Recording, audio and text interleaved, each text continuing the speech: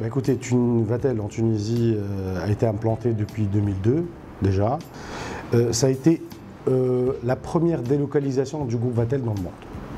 Donc déjà aujourd'hui Vatel compte pratiquement 27 écoles dans le monde, entre le continent américain, le continent asiatique, l'Europe, etc.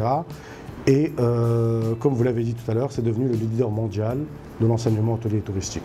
Donc Vatel Tunis, depuis son ouverture, a contribué à la formation des jeunes et aussi vu que la demande internationale était très importante en matière de cadres formés, donc nos étudiants partent dans les pays du Golfe aussi, en Europe, beaucoup. Pratiquement plus de 99% des stages se font à l'international. Donc nous avons toujours formé à l'échelle internationale à Vatel Tunis. Aujourd'hui, l'implantation de Vatel en Tunisie rassure les chaînes hôtelières, rassure aussi, je dirais, la profession internationale, et ça c'est très important. Bah, écoutez, c'est vrai que l'innovation, il manque beaucoup d'initiatives et d'innovation en Tunisie. Il est vrai que par rapport à nos voisins algériens, marocains, pardon, et du bassin méditerranéen, on manque pas mal d'initiatives.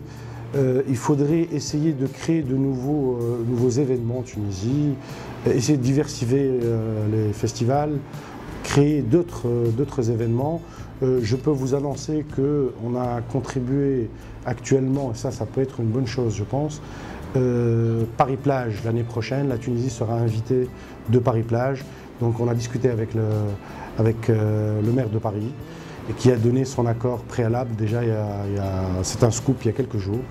Et donc on aura l'honneur d'avoir Tunis sur scène. Chaque année ils invitent une grande ville, donc à Paris-Plage, et donc la Tunisie sera invitée. Donc il faut encourager ce genre d'initiative, je pense, essayer de créer des événements à l'échelle internationale. La Tunisie aujourd'hui reste modeste à ce niveau-là, et il faut des initiatives, que ce soit privées ou publiques.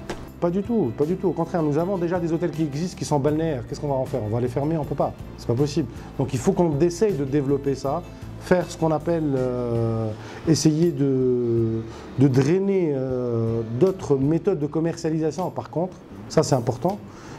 Aujourd'hui, nous sommes basés que sur les tours opérateurs. Je pense que l'ouverture du ciel s'impose déjà, pour commencer. Et puis, surtout, les ventes via Internet, qui représentent en Europe aujourd'hui plus de 70% des ventes. Et aujourd'hui, je crois qu'on n'est même pas à la moitié. De continuer à se développer. Aujourd'hui, Vatel devient le leader mondial de l'enseignement hôtelier. Nous avons un programme Marco Polo qui permet aux étudiants de passer une année dans une des écoles Vatel dans le monde pour donner un cursus international. Nous avons aussi le MBA de Vatel Los Angeles qui permet à nos étudiants, après leur cursus à Tunis, de passer un MBA à Los Angeles et d'effectuer une carrière internationale aussi.